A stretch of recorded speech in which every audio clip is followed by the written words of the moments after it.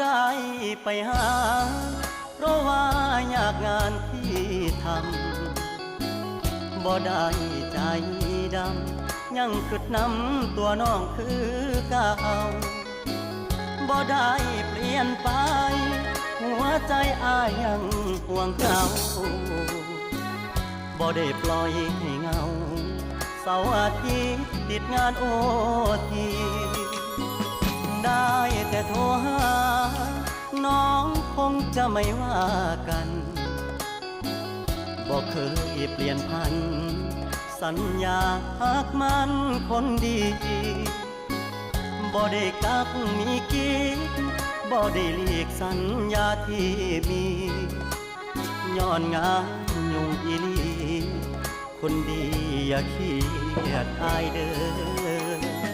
ขอหาสุมือเจ้ามาคือน้อยใจเฮ็ดหยังหยุดงา